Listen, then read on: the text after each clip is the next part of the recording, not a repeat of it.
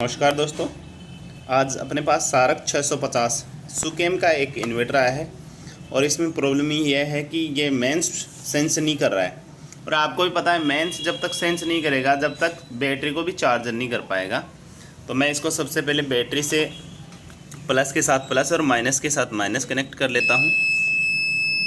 तो मैंने जैसे ही बैटरी के साथ कनेक्ट किया है आप देख पा रहे होंगे इन्वर्टर ऑन हो चुका है, लेकिन मैं इसको जैसे ही पावर सप्लाई से कनेक्ट करूँगा तो इसमें मेंस जो है ऑन नहीं हो रहा है, जबकि ये बैटरी जोड़ने के बाद में आउटपुट दे रहा है। कोई दिक्कत नहीं है, मैं आपको चेक करके दिखा देता हूँ इसका आउटपुट ओके है। तो मैं आपको इसकी आउटपुट वोल्टेज चेक करके दिखा देता हूँ डायरेक्ट। तो यहाँ पे आप देख पा रहे होंगे ये 280 वोल्ट के लगभग आउटपुट कर रहा है, जो कि नॉर्मल बात है, कोई दिक्कत नहीं है। और यहाँ पे आप देखना ड्रेन पे आप देख पा रहे होंगे यहाँ पे 25-26 वोल्टेज ड्रेन कर रहा है ये। तो इसका मतलब आउटपुट इसका जो बैटरी पर जो इसका काम है वो ओके है, कोई दिक्कत नहीं है, कोई प्रॉब्लम नहीं है। लेकिन इसकी प्रॉब्लम ये है कि मेंस पे प्रॉब्लम है। जैसे ही मैं मेन सप्लाई में इसको लगाता हूँ तो आप देखना यहाँ पे मेंस का इंडिकेटर नहीं जलता है, और मेंस का इंडिकेटर नहीं जलने के कारण ये बैटरी को भी चार्ज नहीं कर रहा है। तो मैं पावर सप्लाई को कनेक्ट करता हूँ। आप देख पा रहे होंगे इसमें मेंस जैसे मैंने लगाया तो इसमें मेंस का इंडिकेटर आ गया है और ये चार्जिंग भी करने लगा है। लेकिन कस्टमर का कहना है कि ऐसा ये कई बार चार्जिंग करने लगता है लेकिन कई बार नहीं करता है, यानी कि हो सकता है कि 5-10 मिनट चार्ज का इंडिकेटर आए उसके बाद में ये चार्जिंग का इंडिकेटर चला जाए और बैटरी को चार्ज करना भी बंद कर दे। तो ये काफ़ी टेक्नीशियनों के पास गया है लेकिन ये प्रॉब्लम इसकी मिली नहीं है। तो बिना समय गवाए अपन इसकी सभी संपूर्ण टेस्टिंग लेते हैं और देखते हैं कि इसमें प्रॉब्लम क्या है। तो सबसे पहले तो इसके ड्रेन के सभी कंडक्टर में खोल लेता हूँ, उसके बाद में पीसीबी को बाहर निकाल के फिर आपको टेस्टिंग करवाते हैं। अगर आपकी भी सुकेम सारक 650 इन्वर्टर में अगर बैटरी चार्जिंग की या मेंस की प्रॉब्लम है तो आप इस वीडियो को देख के आप आसानी से रिपेयर कर सकते हैं। मैंने इसके ड्रेन के वायर खोल लिए हैं और सभी स्क्रू खोल लिए हैं। पीसीबी को करता हूँ मैं उल्टी। आप देख पा रहे होंगे ये इन्वर्टर काफ़ी टेक्नीशियनों के पास गया है और टेक्नीशियन ने इसकी हालत बुरी कर दी है।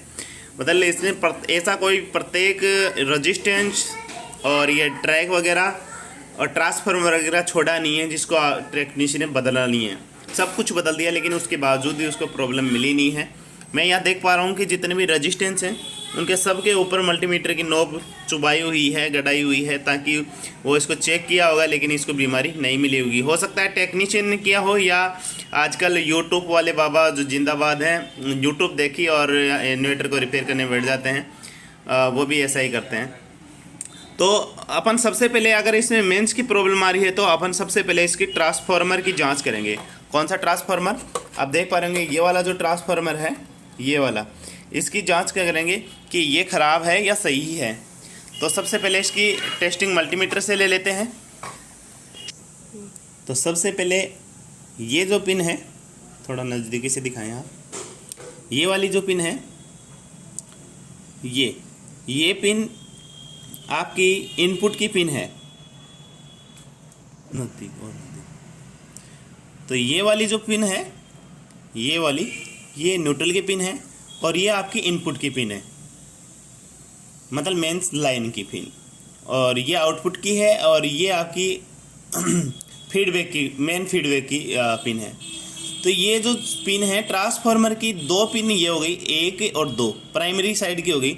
तो यहाँ पे मल्टीमीटर को आपको करना है 200 के पे और फिर चेक करना है मल्टीमीटर की दोनों पिनों पे 2.2 किलो ओम के लगभग इसकी वैल्यू शो करना चाहिए। मैं सप्लाई से हटा रखा हूँ और बैटरी से हटा रखा हूँ, मल्टीमीटर को कर रखा हूँ 200 के ऊपर सेट, और यहाँ पे प्राइमरी का जो रजिस्टेंस आना चाहिए वो आना चाहिए 2.2 किलो ओम। सेकेंडरी जो है उसको आप कर लेते हैं अपन कंटिन्यूटी मोड पे सेट। सेकेंडरी का रजिस्टेंस कम होता है तो सेकेंडरी में 1, 2 और 3 ही पिन काम में आती हैं।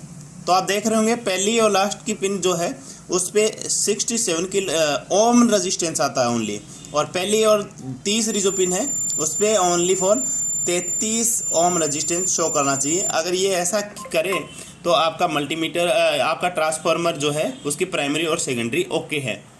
साथ में ही अब इसका मतलब ये क्लियर हो गया कि ये ट्रांसफार्मर अपना ओके है। अब इसको देंगे मेन सप्लाई से कनेक्ट करेंगे और ट्रांसफार्मर की प्राइमरी पर चेक करेंगे 230 वोल्टेज आ रहे हैं या नहीं आ रहे हैं, और सेकेंडरी पे देखेंगे कि 24 वोल्ट के लगभग की सप्लाई बन रही है या नहीं बन रही है। मल्टीमीटर को कर लेते हैं अपन 80 वोल्ट की रेंज पे सेट, और मैं पावर सप्लाई से कनेक्ट करता हूँ। ऑलरेडी 6 में तो आप देख पा रहे होंगे ये ट्रांसफार्मर की प्राइमरी है और मल्टीमीटर को मैंने 750 वोल्ट एसी पे कर लिया है। तो यहाँ पे 250 वोल्ट के लगभग की सप्लाई आ रही है। अब अपन ट्रांसफार्मर की सेकेंडरी साइड जो है उसकी पहली और तीसरी पिन पे अपन जांच करेंगे। तो यहाँ पे 14 ओम वोल्ट शो कर रहा है पहली, और लास्ट की जो पिन है उस पर 28 वोल्टेज शो कर रहा है। इसका मतलब ट्रांसफार्मर आपकी सप्लाई आउटपुट कर रहा है, ट्रांसफार्मर में कोई फॉल्ट नहीं है। इसमें ओनली फॉर मेंस सेंसिंग की प्रॉब्लम है। तो अपन क्या करेंगे, ट्रांसफार्मर हो गया, ट्रांसफार्मर से अब ये 2 डायोड निकलते हैं, इन डायोडों की टेस्टिंग लेंगे, और डायोडों के बाद में 3 रजिस्टेंस निकल रहे हैं उनकी भी अपन टेस्टिंग लेंगे कि ये शायद ये रजिस्टेंस जो हैं ये ओपन हो जाते हैं तो भी ऐसी प्रॉब्लम हो जाती है। इसके बाद में जितने भी डायोड हैं अपन इस सेक्शन में डायोड हैं उनकी टेस्टिंग लेंगे, और जितने भी रजिस्टेंस हैं उनकी टेस्टिंग लेंगे नहीं, और जितने भी ट्रांजिस्टर हैं उन सभी की अपन टेस्टिंग लेंगे। आपको बता दूं इसमें थोड़ा सा मैं सीधा करने की कोशिश करता हूं।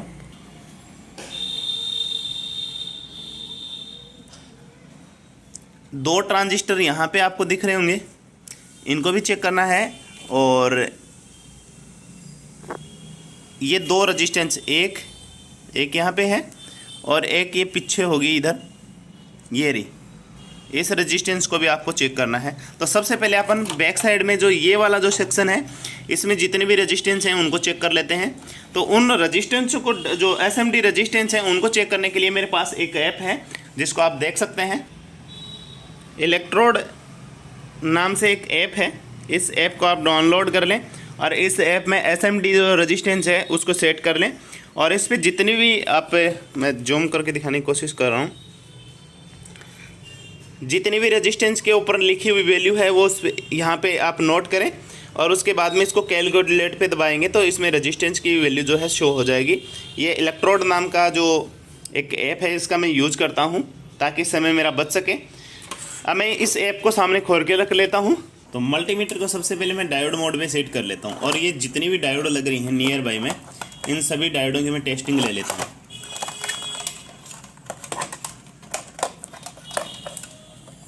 भाई आप देखते रहना, ऊपर मल्टीमीटर में भी दिखा हुआ, थोड़ा पीछे करो। तो यहाँ पे ये जो डायोड लग रहे हैं इनकी रीडिंग अपन ले लेते हैं। ये डायोड अपनी ओके हैं। जितने भी इसमें डायोड हैं 1 2 3 4 5 6 डायोड हैं, सभी की एक बार टेस्टिंग ले लेते हैं, ख़त्म करते हैं कहानी।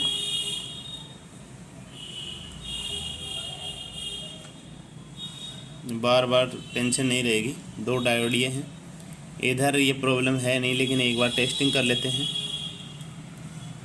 डायोड अपनी ओके हैं। अब बारी आती है इस सेक्शन में जो भी रजिस्टेंस लग रहे हैं उनकी। तो मल्टीमीटर को मैं अब ये यहाँ पे लिखा हुआ है, पहली जो रजिस्टेंस है R61, वहाँ पे लिखा हुआ है 1502। तो मैं ऐप में लगाता हूँ 1502 किलो ओम की रजिस्टेंस है, तो मैं यहाँ पे 20 किलो ओम पे सेट कर लेता हूँ। पहली R61 जो रजिस्टेंस है वो 15 किलो ओम की आ रही है, ठीक है। और दूसरी रजिस्टेंस है 3001, 3 किलो ओम की रजिस्टेंस है, तो ये बिल्कुल ओपन दिखा रही है, ये 3 किलो ओम नहीं दिखा रहा है। तो इसका मतलब ये रजिस्टेंस जो है आपकी ओपन हो चुकी है, इसको बदलना है। इस रजिस्टेंस का नाम है आपकी का R60, इस रजिस्टेंस का नाम है R60। फिर यहाँ पे R59 रजिस्टेंस है, ये है, ये R59 नंबर की जो रजिस्टेंस है वो है 1001, यानी कि ये है आपकी 1 किलो ओम की रजिस्टेंस। तो आप देख पा रहे होंगे 1000 ओम दिखाना चाहिए, ये जो दिखा रहा है 935 ओम दिखा रहा है, तो ये भी ओके है।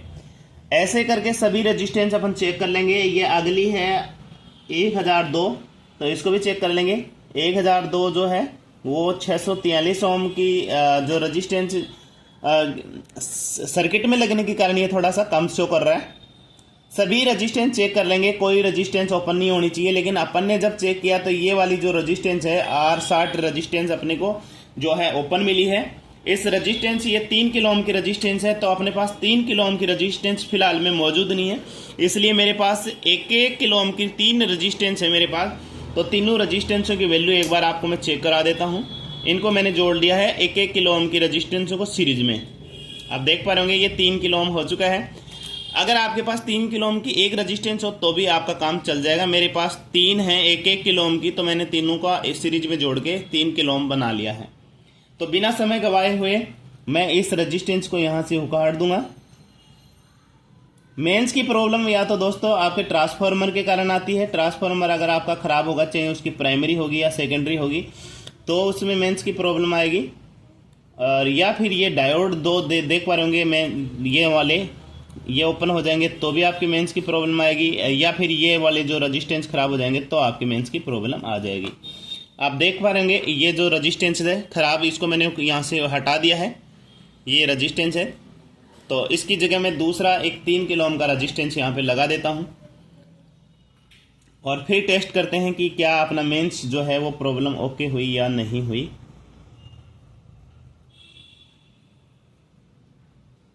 मैं इस रजिस्टेंस को यहाँ अच्छे से लगा लेता हूँ।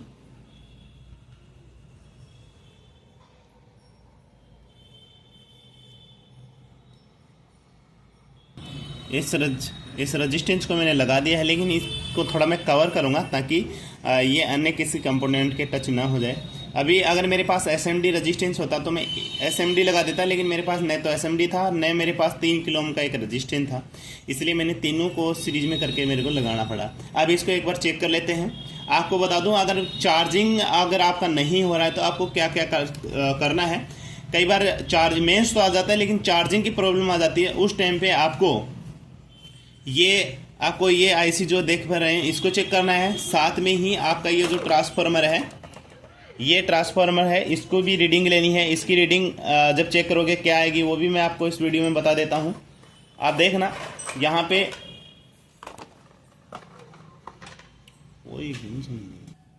इस ट्रांसफार्मर की इस साइड की जो 2 पिन है, यहाँ पे आप देखना, यहाँ पे कंटिन्यूटी से होगी आपके पास, बिल्कुल कंटिन्यूटी से होगी। लेकिन इस साइड की जो 1 2 3 4 पिन है, तो पहली पिनों के बीच में आप देख पा रहे होंगे यहाँ पे भी कंटिन्यू से होगी और लास्ट की जो पिन है यहाँ पे भी कंटिन्यू से होगी। तो आप कंटिन्यूटी शो हो तो इसका मतलब ये नहीं है ये शॉर्ट है, शॉर्ट नहीं है ट्रांसफार्मर। साथ में इस सेक्शन में जितने भी रजिस्टेंस हैं उनको भी आपको चेक करना है।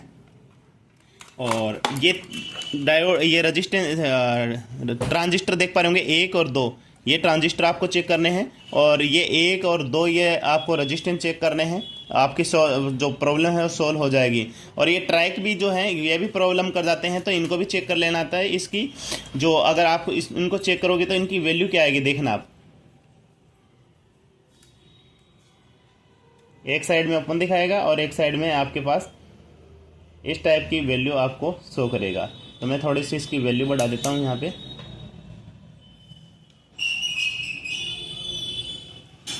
तो ये इस तरीके की एक बार वैल्यू शो करेगा, लेकिन आप इसको ध्यान में रखना कि ये शॉर्ट नहीं है।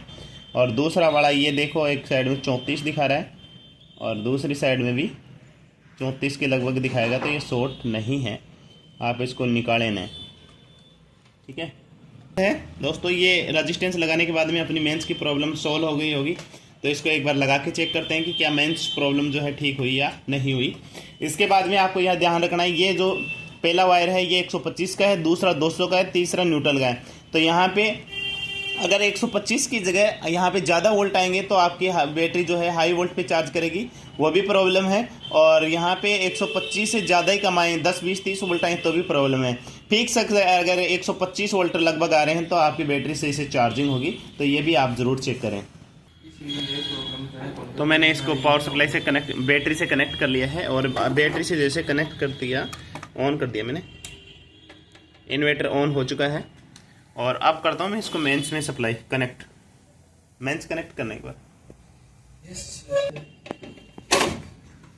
थोड़ा सा तो मेंस में अपन ने कनेक्ट कर दिया है, तो आप देख पा रहे होंगे मेंस अपना आ चुका है और चार्जिंग भी बैटरी है होने लगी है। तो इसका मतलब प्रॉपर ये काम करने लगा है। अब चेक कर लेते हैं एक बार बैटरी वोल्टेज कि बूस्ट वोल्टेज जो है बूस्ट कर रहा है कि नहीं कर रहा है। मल्टीमीटर को मैंने डीसी रेंज पे सेट कर लिया है और आप यहाँ पे बैटरी पे अगर वोल्टेज चेक करोगे तो यहाँ पे 10 वोल्ट जो है, 1 मिनट, 20 वोल्ट की रेंज में सेट करेंगे इसको।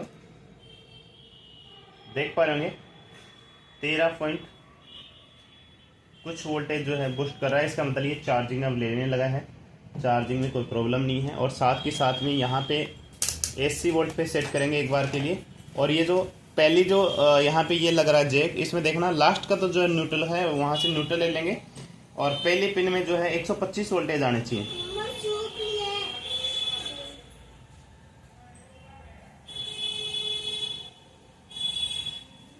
एक 125 से ज़्यादा नहीं जाना चाहिए और दूसरी में 200 से ज़्यादा नहीं जाना चाहिए। 138 53 दिखा रहा है, तो इसका मतलब ये बिल्कुल सही से अब चार्ज कर रहा है, इसमें किसी तरह की कोई प्रॉब्लम नहीं है। दोस्तों अगर आपके भी किसी भी प्रकार के इन्वर्टर में अगर इस प्रकार की प्रॉब्लम आए तो आप हमें कमेंट बॉक्स में कमेंट करके सुझाव जरूर ले सकते हैं।